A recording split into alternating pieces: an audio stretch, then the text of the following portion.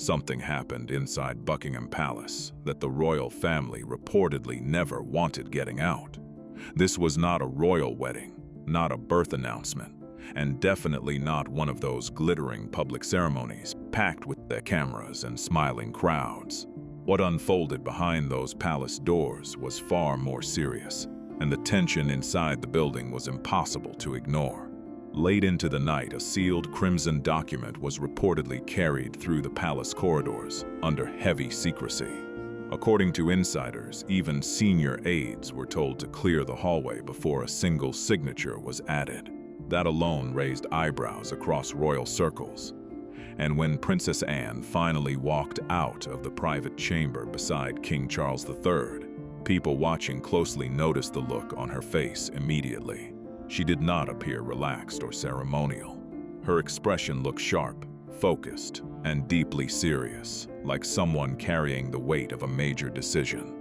This was not routine royal business. This was not symbolic tradition. According to reports, King Charles III had just signed a royal order giving Princess Anne one of the most powerful and rarely used positions tied to the British monarchy, Princess Royal Regent. The second that signature hit the paper, the balance inside the House of Windsor reportedly shifted in a huge way. And trust me, the story only gets deeper from there. Behind those palace walls, there were allegedly private meetings, quiet negotiations, and powerful figures scrambling to understand what this could mean for the future of the monarchy. Some insiders reportedly viewed the move as preparation for a major transition, while others saw it as a sign the palace was trying to lock down stability before bigger problems exploded into public view. The deeper people looked into it, the clearer one thing became. This was never just about handing out a title. This was about protecting the institution itself and preparing for uncertain times ahead. Now here is where things get even more intense. The meeting never appeared on the official royal schedule. No public statement was released. No carefully polished press briefing came out afterward, trying to calm speculation or frame it as routine palace business. That silence alone had royal watchers talking immediately. Sources familiar with palace operations claimed King Charles personally requested a private audience with Princess Anne during a period when the monarchy itself appeared to be under enormous pressure behind closed doors. And when a royal institution built on tradition suddenly starts moving in silence like this, people notice fast. Think about that for a second. Buckingham Palace is not the kind of place where things just happen by accident. This is one of the most tightly controlled and carefully managed institutions on Earth. Every royal appearance, every meeting, every handshake is planned down to the minute, through layers of staff trained to control the message at all times. So when reports surfaced about a private late-night meeting with aides allegedly removed from the hallway, people inside royal circles immediately knew this was something serious.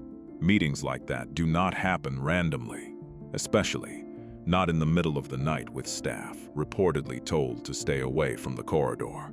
That only happens when someone at the highest level believes what is about to take place is too sensitive for the wrong people to witness.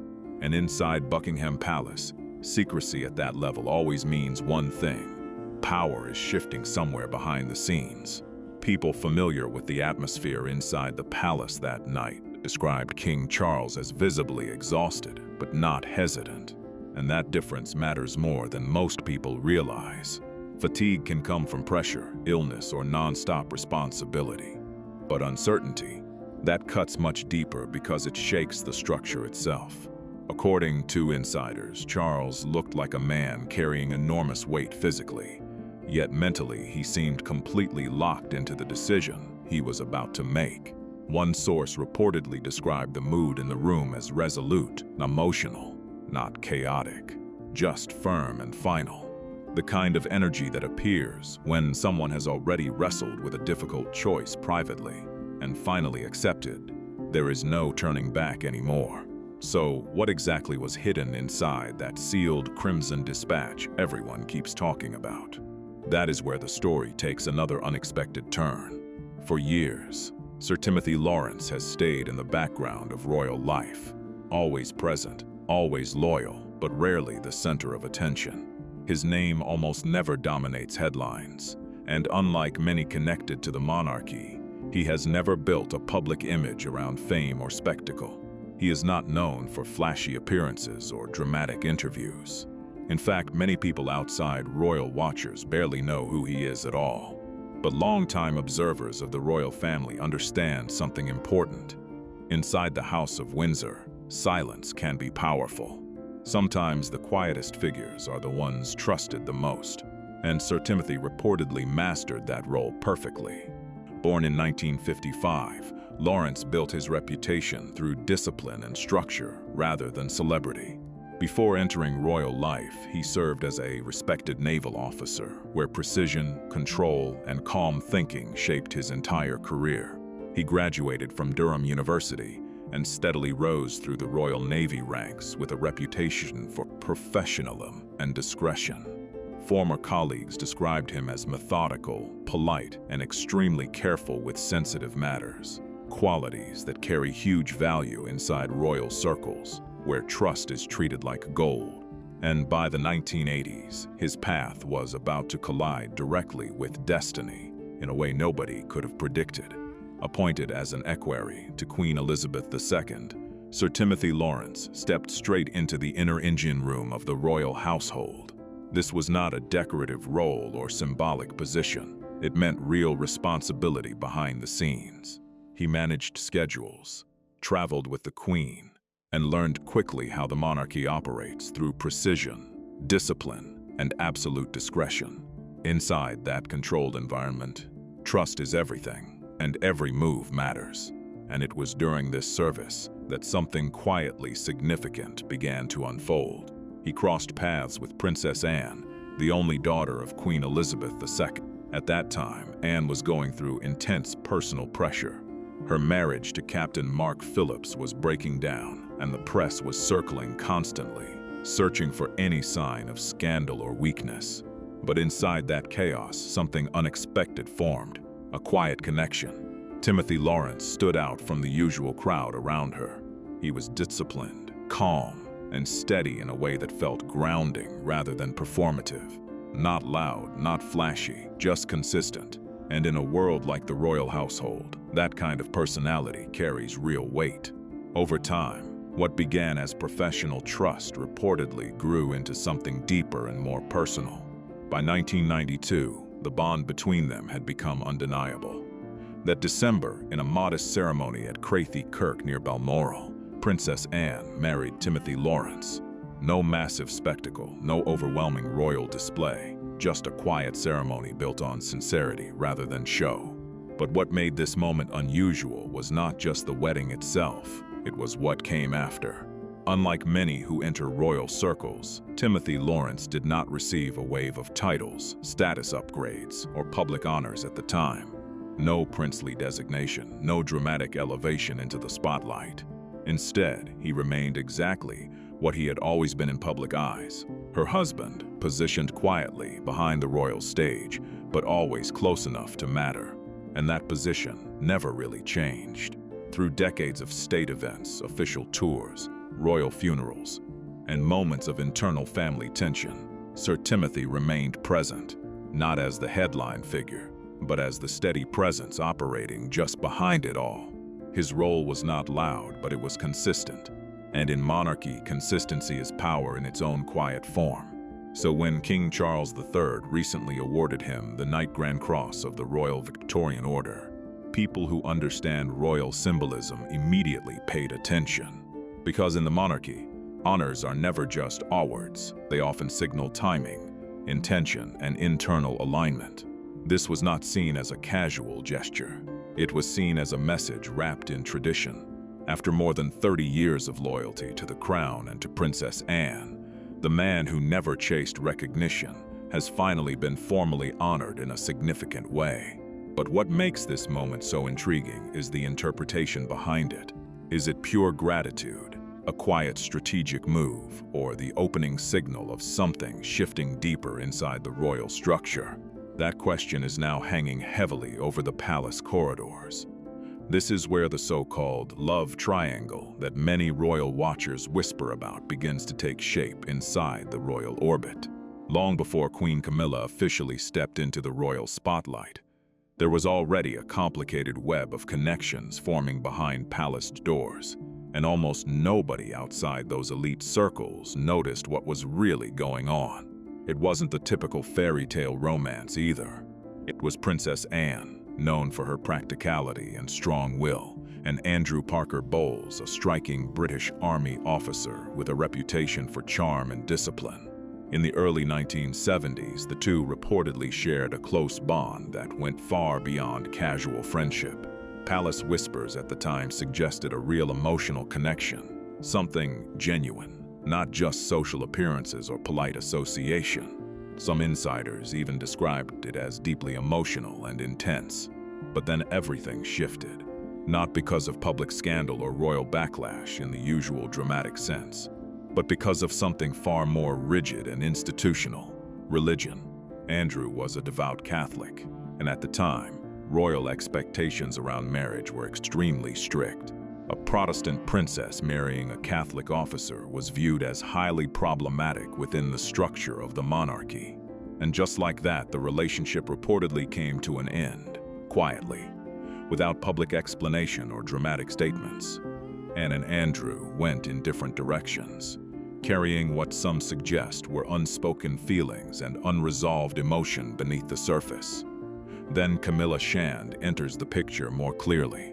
At that time, she was simply part of the same aristocratic social world, not yet the global figure she would later become. After the end of Andrew's connection with Anne, he and Camilla reportedly reconnected. Their earlier familiarity turned into something more serious, and in 1973 they married, making her Camilla Parker Bowles. But the emotional web around them didn't stop tightening, because while Anne's former romantic interest had moved on with Camilla, Prince Charles had also developed a strong connection with Camilla Shand around the same period. Their chemistry, according to royal accounts and later commentary, was immediate and undeniable, a connection that quickly drew attention within elite circles. However, royal duty does not bend easily to personal emotion. The expectations placed on Charles as heir, combined with intense public scrutiny and institutional pressure, forced distance between them. That separation changed the direction of multiple lives at once. And in that space of separation and obligation, Camilla moved forward with her marriage to Andrew Parker Bowles, linking all three lives together in a way that would later fuel decades of speculation, tension, and historical re-examination inside royal storytelling. Fast forward through years of marriages, shifting loyalties, and public heartbreak, and the story only becomes more layered. Princess Anne stayed exactly where she has always been in the royal machine: steady, focused, and completely locked into duty. While many around her were pulled into media storms, shifting narratives, and emotional turbulence, she remained the one figure who rarely wavered. Over time, she earned a reputation as the most hard-working member of the royal family, someone who showed up, got the job done, and avoided unnecessary drama at all costs. Meanwhile, Prince Charles's path was unfolding in a very different direction. He married Lady Diana Spencer, a union that captured global attention and looked like a fairy tale from the outside. But behind the polished images and public appearances, the reality was far more complicated and strained. After Diana's tragic death in 1997 and years of intense public speculation surrounding the royal marriage, Charles and Camilla eventually reconnected. This time, it stuck.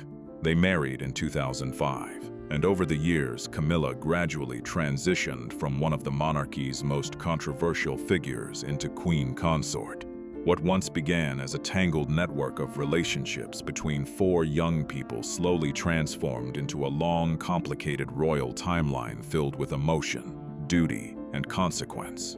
But even with formal titles and carefully managed public images, the past never fully disappears. It just gets rewritten. Old connections, old tensions, and old emotional threads still sit underneath the surface of royal protocol, even if they are rarely acknowledged openly. The monarchy didn't erase history. It simply repackaged it into tradition and public duty. And at the center of all of this, Princess Anne remained one of the most consistent figures in the entire institution. She has long been described as the no-nonsense backbone of the royal family, a woman defined by discipline, endurance, and loyalty rather than spectacle or controversy. While others became the focus of global headlines, Anne stayed locked into service, carrying out royal duties with precision and minimal public drama. So when King Charles married Camilla Parker Bowles in 2005 after years of public scrutiny and debate, Anne's response stayed exactly in character. No public confrontation, no dramatic statement, just composure. But that doesn't mean there were no personal complexities behind the scenes. For Anne, the situation carried layers that went beyond public perception. Camilla had once been married to Andrew Parker Bowles, a man who, at one point in her earlier years, was also connected to Anne's own romantic history. That overlap added an extra layer of personal history to an already tightly interwoven set of royal relationships.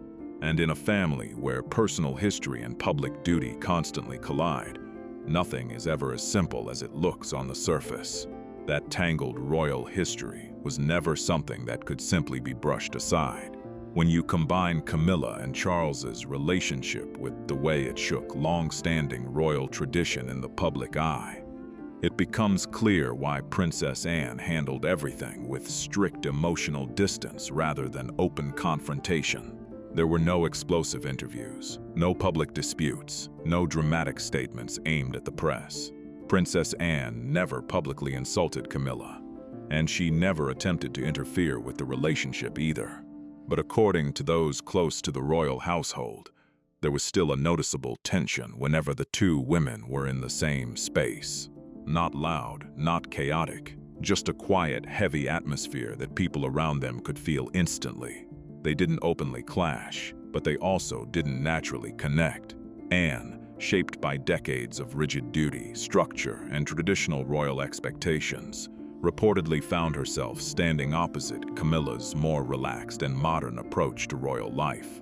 Camilla, in contrast, appeared more willing to bend around the strict old rules that Anne had followed closely for years without hesitation. That difference in mindset wasn't loud, but it was sharp enough to create distance. And then came the moment that royal watchers still talk about. After Camilla officially became queen consort, protocol would traditionally suggest a gesture of respect, even from senior royals like Princess Anne. But Anne reportedly did not curtsy. That single action immediately sparked discussion among royal observers. Was it a silent message, a reflection of personal history, or simply a refusal to perform formality in a moment weighed down by years of complicated context? Whatever the interpretation, the gesture, or lack of one, carried meaning in royal circles where even the smallest movement is heavily analyzed. Still, despite all of this underlying tension, Anne never stepped away from her broader responsibility to the crown. She did not publicly reject Camilla's position, nor did she challenge King Charles's marriage in any official capacity. In fact, in public settings, both women continue to maintain a composed and professional front. They appear together when required, exchange polite acknowledgments, and fulfill royal duties side by side without visible disruption. But behind closed doors, the dynamic is believed to be far more layered, not a public spectacle, not a dramatic feud, more like a silent strategic balance inside a system built on tradition, hierarchy, and carefully controlled appearances, where every gesture, or absence of one, is read like a coded message by those watching closely from the outside. Princess Anne and Queen Camilla may not share a close personal bond, but they both clearly understand the weight of the roles they carry inside the monarchy.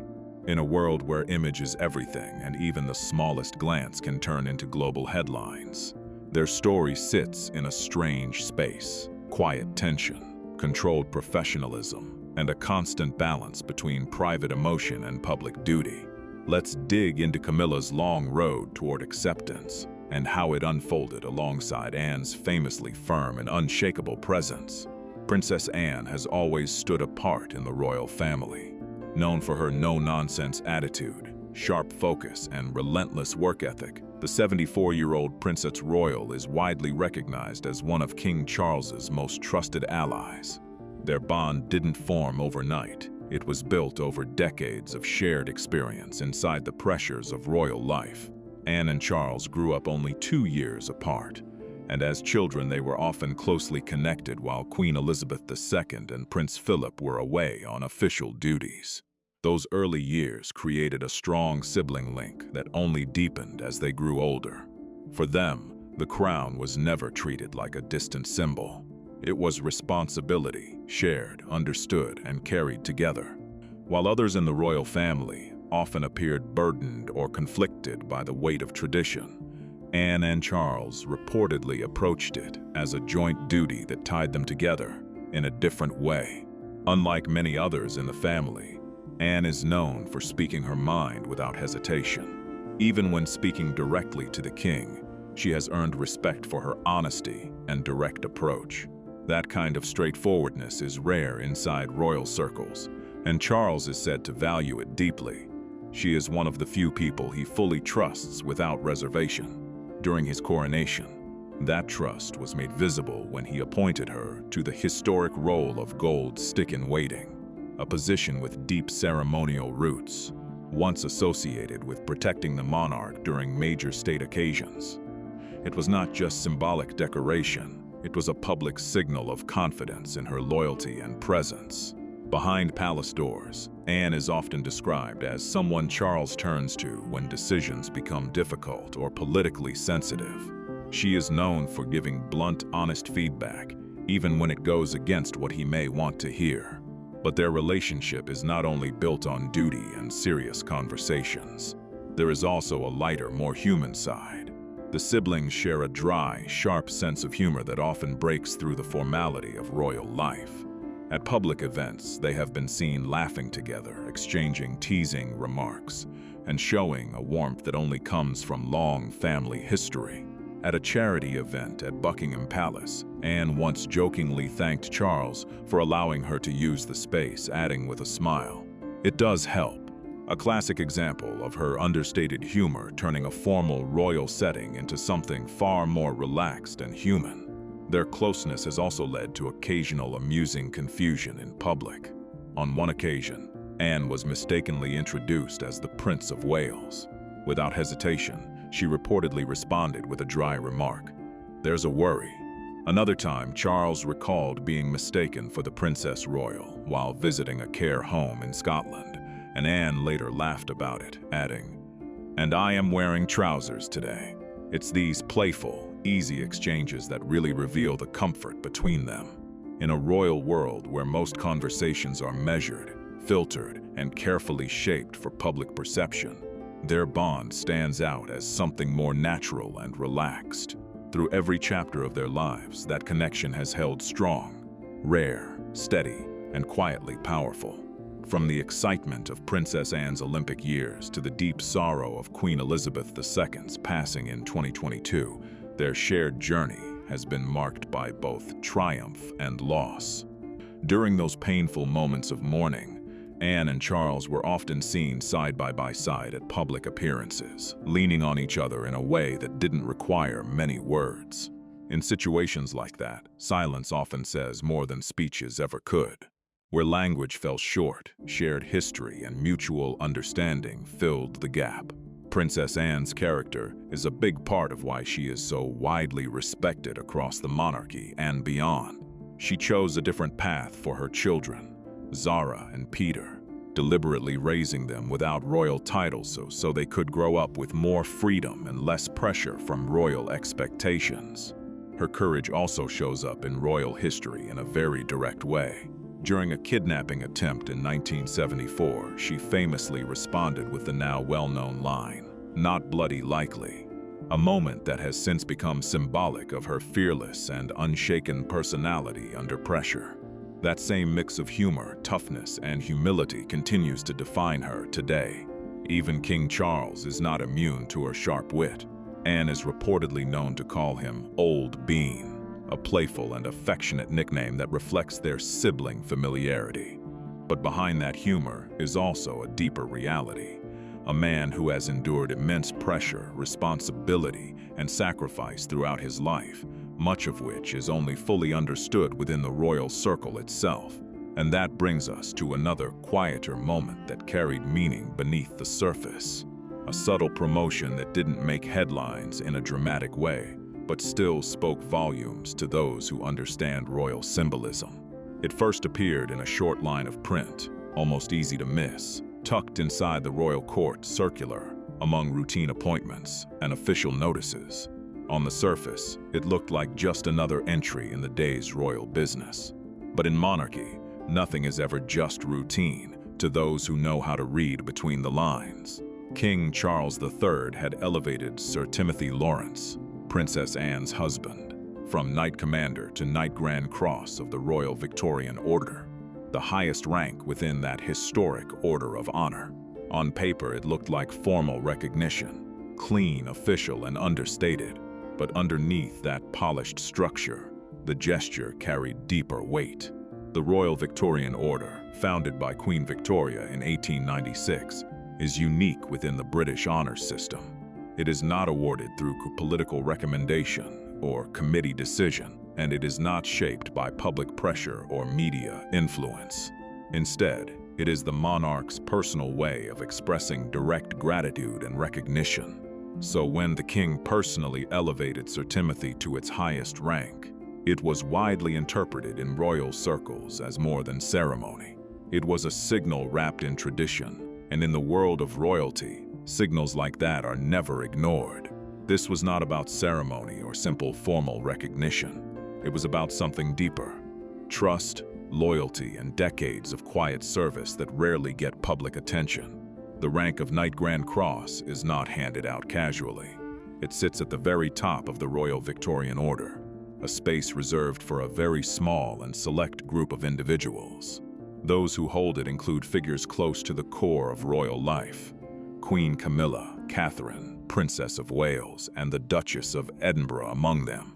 So, for Sir Timothy Lawrence to now stand symbolically alongside these names speaks volumes within royal circles. It does not change his legal status, and it does not place him inside the machinery of constitutional power. He remains a private citizen in official terms. But in monarchy, titles are never just technical labels. They are signals. Every honor, every ribbon, every carefully chosen appointment carries meaning that goes beyond paperwork and ceremony. And this particular moment feels like a quiet message layered inside tradition, almost like reassurance during a period of uncertainty. Because the reality is, the royal landscape is shifting in ways that are hard to ignore. Illness, loss, and public pressure have reduced the number of working royals on the front line. The monarchy today is smaller, tighter, and under more visible strain than it has been in decades. King Charles is managing not only the expectations of the crown, but also personal health challenges that add even more weight to his role. At the same time, the Princess of Wales, Catherine, has stepped back from public duties during her recovery, creating an even greater gap in active representation. And even Princess Anne, known as one of the hardest-working members of the royal family, cannot physically carry the entire structure alone. In moments like this, the importance of those who operate quietly in support roles becomes much more visible. Stability in monarchy is not only about the figures on the balcony, it is also about those who maintain consistency behind the scenes. That is where Sir Timothy's elevation takes on a deeper tone, not as a promotion in power, but as recognition of long-standing loyalty and steady presence throughout decades of royal transitions. The timing, to many observers, does not feel random.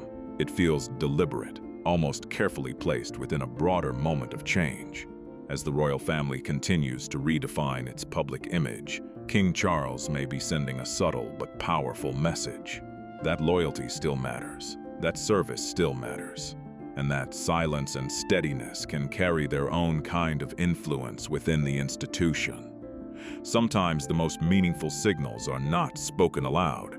They appear quietly in official documents, hidden in formal language, waiting for those who understand royal symbolism to notice them.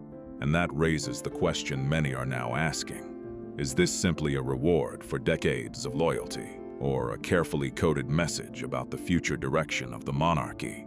Inside the palace, another conversation was reportedly unfolding, one that brought these tensions into sharper focus. In the quiet, dimly lit corridors of the royal residence, a tense and emotionally charged discussion was said to be taking place, exposing undercurrents that rarely reach the public eye. At the center of it stood Princess Anne, respected, direct, and known for speaking with unfiltered clarity when it matters most. According to insiders, Anne raised concerns about Queen Camilla's role within the royal household, not as a personal attack, but as a principled argument about duty. Her position, as described, was firm and consistent, that a queen consort must do more than carry a title. She must actively serve, contribute, and earn respect through visible dedication to royal responsibilities. In Anne's worldview, royalty is not about recognition. It is about responsibility first. Her comments, though measured and controlled, were said to reflect years of observation, discipline, and an uncompromising belief in duty over image. And while she was not attempting to create conflict, the weight of her words reportedly lingered long after the discussion ended. She was defending something deeper than opinion. She was defending a legacy built over generations. To Princess Anne, royalty was never about popularity polls, media approval, or carefully polished public image. It was about discipline, structure, sacrifice, and a lifetime commitment to service without expecting applause in return. Queen Camilla, meanwhile, reportedly listened with calm composure and restraint. For years, she had been navigating one of the most difficult public transformations in modern royal history. After stepping into the royal spotlight during the turbulent aftermath of Princess Diana's tragic death, she became one of the most heavily scrutinized figures connected to the monarchy. At that time, public perception of her was deeply divided, and for many, she was seen as an outsider to the royal institution. Since then, she has made steady and visible efforts through charity work, public engagements, and consistent appearances alongside King Charles. Over time, her presence in royal duties has grown more established, but full acceptance in the eyes of everyone has remained complicated and uneven. The shadow of the past still lingers in public memory, and when compared to Princess Anne, whose decades of tireless service, discipline, and unwavering commitment have earned her near universal respect, Camilla is still, in some circles, viewed as someone who has had to work harder to prove legitimacy within the institution. But this moment between them is not just about two individuals. It reflects a much larger tension within the monarchy itself. Princess Anne represents continuity, the old framework of royalty built on duty, hierarchy, emotional restraint, and unwavering tradition. In her worldview, the monarchy survives through consistency, sacrifice, and strict adherence to long-established values. Camilla, on the other hand, represents a more complicated evolution. Her path into the royal family was not linear or traditionally accepted. It was shaped by public controversy, emotional scrutiny, and years of gradual effort to shift perception from division toward acceptance. In many ways, she reflects a monarchy that is trying to modernize itself, becoming more accessible and emotionally visible, but also more exposed to public judgment and shifting expectations. So this was never just a private discussion. It symbolized a deeper internal struggle within the institution. How does a centuries-old monarchy adapt to a world demanding transparency, relatability, and emotional openness without losing its structure and authority? And more personally, can someone with a complicated public history ever fully be embraced within the same framework as those born into royal roles and lifelong expectation?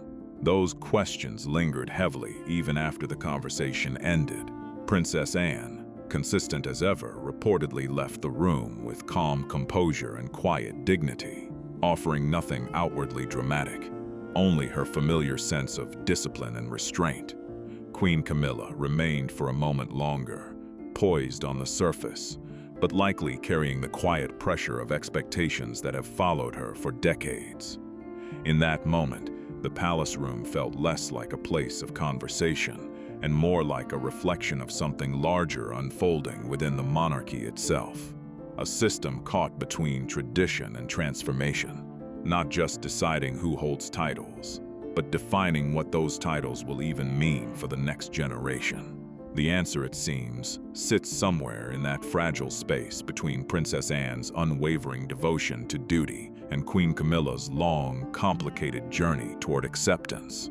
And in that space, quiet, tense, and deeply human, the future shape of the monarchy continues to unfold, one decision, one moment, and one conversation at a time. To understand that dynamic more clearly, you have to look at something deeper: the bond between King Charles and his sister, Princess Anne, and how that lifelong connection may subtly influence how she sees others within the royal circle. Beyond the crown, Charles is not just a monarch, he is also a brother. He grew up alongside three siblings who shared the extraordinary pressure of royal life from childhood: Princess Anne, Prince Andrew, and Prince Edward. Charles arrived first, born on November 14, 1948, becoming heir to the throne from the moment of his birth. Just 2 years later, Anne was born on August 15, 1950, and the two quickly formed a close sibling connection during their early years at Buckingham Palace.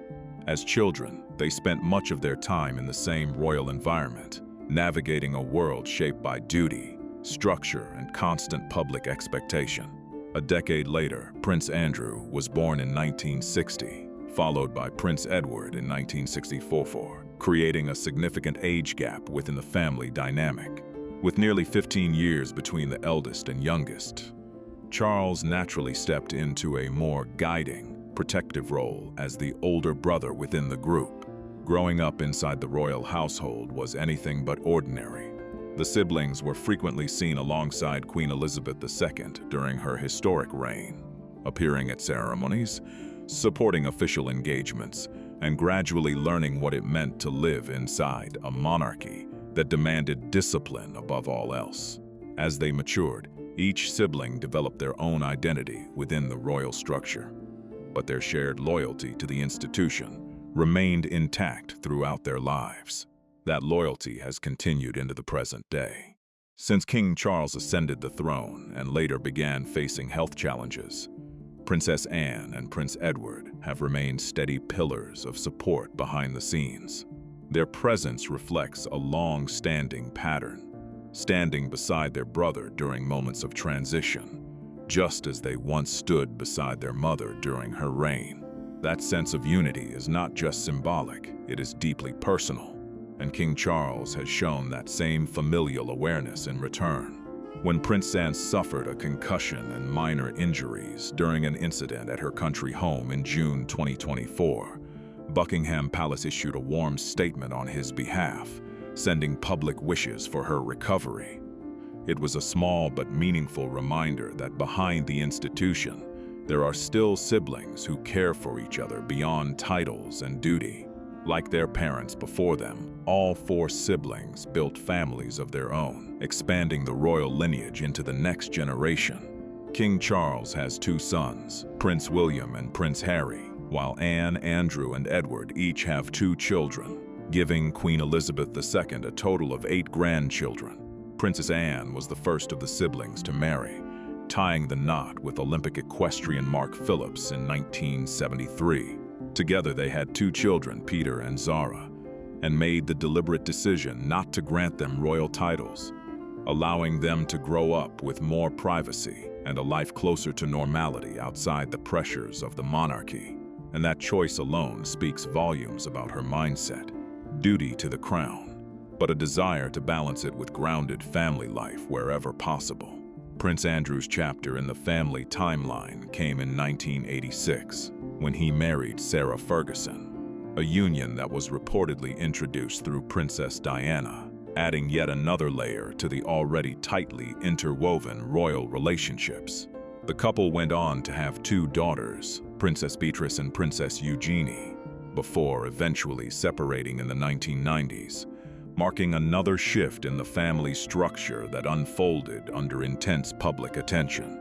The youngest sibling, Prince Edward, later married Sophie Rhys-Jones in 1999, and together they have 2 children, Lady Louise and James, Earl of Wessex. In more recent years, Princess Anne and Prince Edward have taken on an even more significant constitutional role as counselors of state, positions that allow them to officially represent the monarch when he is abroad or unable to perform duties. Normally, this responsibility falls to the monarch's spouse and the first 4 people in the line of succession over the age of 21. But after changes made in 2022, and with Prince Andrew stepping back from royal duties and Prince Harry no longer performing official royal roles, the structure was adjusted so that Anne and Edward could step in. A clear signal of trust from King Charles. Princess Anne, in particular, continues to stand out as one of the most active members of the royal family. In 2023 alone, she completed around 457 royal engagements, even more than the king himself. Since reaching adulthood, she has remained constantly engaged in public service, traveling extensively and supporting a wide range of charities with consistent commitment and discipline. Beyond her official duties, Anne is also widely known for her lifelong passion for horses. Even her father, Prince Philip, famously joked about her dedication to equestrian life, once remarking that if it doesn't eat hay or compete, she likely isn't interested. That passion even led her to make history at the 1976 Montreal Olympics, where she became the first British royal to compete as an Olympian in equestrian sport. That combination of discipline, independence, and resilience is a big part of why King Charles is believed to hold her opinion in such high regard. But that raises an interesting question. Is their bond simply rooted in sibling respect, or is it something deeper and more uniquely influential within the monarchy? A closer look behind the crown offers some insight. The BBC documentary Charles III, The Coronation Year 2023, provides a rare glimpse into the first year of King Charles and Queen Camilla's reign. Broadcast on BBC One and BBC iPlayer on December 26, 2023, it follows their transition from the period after Queen Elizabeth II's funeral through to the coronation and the quieter, more personal moments in between. Written by royal historian Robert Hardman and narrated by Helena Bonham Carter, the documentary presents a more human perspective on the pressures and responsibilities of modern monarchy. One particularly emotional moment features Princess Anne reflecting on Queen Elizabeth II's funeral. She describes feeling a deep sense of relief when the crown was removed from her mother's coffin, a symbolic act marking the end of decades of duty and responsibility. Anne also recalls her mother's concerns about passing away at Balmoral, worried about the logistical and emotional complications it might create. She remembered trying to reassure her that such worries should not shape her decisions, hoping she eventually found peace in her final days at the place she loved. Alongside these solemn reflections, the documentary also captures lighter and more personal moments within the royal family, offering a rare glimpse of emotion beneath the formality. And in that same spirit of reflection, Anne has spoken about finding comfort in the months following the death of Prince Philip, revealing a more private side of resilience within the royal circle that is rarely seen in public view. Cameras followed the king and queen through every stage of the coronation build-up, the nerves, the rehearsals, and the emotional pressure building behind the scenes of one of the most historic days in modern royal history. What viewers got was a rare look behind the curtain, where even royals are not immune to stress, mistakes, and laughter. There were moments of genuine warmth, too. Charles and Camilla were seen laughing with their team, sharing light jokes with family members, and even teasing each other in small, human ways that rarely make it into official royal coverage. In one particularly humorous rehearsal moment, Archbishop of Canterbury Justin Welby reportedly forgot a line from a prayer, breaking the formal tension for a brief second. Meanwhile, Prince William jokingly teased his father about his sausage fingers as Charles struggled with the intricate fastening of his ceremonial robes. These moments showed a different side of the monarchy, not distant figures on a balcony, but real people dealing with nerves, pressure, and emotion during a globally watched event. Public reception to the documentary was mixed but leaned mostly positive.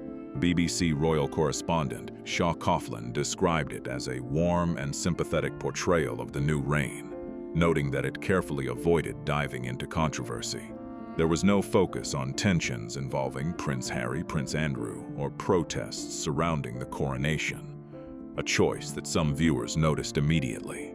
Instead, the documentary framed Charles and Camilla as a united couple stepping into responsibility together, presenting a softer and more controlled image of the monarchy during a major transition. Critical responses from major outlets varied. James Jackson of The Times gave the film 4 out of 5 stars, calling it a rare inside look at the firm and suggesting it offered the kind of carefully managed royal portrait many in the institution would welcome. He noted that the king had clearly earned this moment of positive framing, praising the film's respectful tone and behind-the-scenes access. On the other hand, Anita Singh of the Daily Telegraph gave it 3 out of 5 stars, describing it as polished, controlled, and carefully shaped. She compared it to a corporate-style promotional film, suggesting that every scene felt subtly curated, under palace supervision and filled with controlled praise for the royal couple. Still, even in her more critical view, she acknowledged that Charles and Camilla came across as genuine at points, and that those around them appeared comfortable in their presence, adding a human layer beneath the polished presentation of royal life. However, the documentary did not escape serious criticism either. The BBC reportedly received nearly 900 complaints after the broadcast, with many viewers arguing that the film was overly flattering and strongly biased in favor of the monarchy. That figure alone made up more than a third of all complaints received by the network between December 18th and 31st, showing just how divided public opinion had become. Some critics took things even further. Graham Smith from the anti-monarchy group Republic argued that the documentary felt less like an objective piece of journalism and more like a carefully shaped public relations production. Writing in The National, he described it as a PR film dressed up as history, claiming it lacked independence, balance, and critical distance. Despite the backlash, Charles III, the coronation year, still managed to deliver something rare, a behind-the-scenes look at one of Britain's most significant royal transitions. It showed a monarchy trying to hold itself together through unity, humor, and a sense of duty under pressure, revealing a more human layer beneath the formal image of the crown. Still, it leaves viewers with lingering questions. Is there more going on beneath the surface between King Charles and his brothers than the public ever sees? And what about Princess Anne? Is her strict sense of duty ever in quiet conflict with Queen Camilla's place in the royal family? We want to know what you think. Share your thoughts in the comments below. Do you believe there's more happening behind palace doors than what is officially shown? If you enjoyed this breakdown, don't forget to like the video, subscribe to the channel, and share it with others who follow royal stories.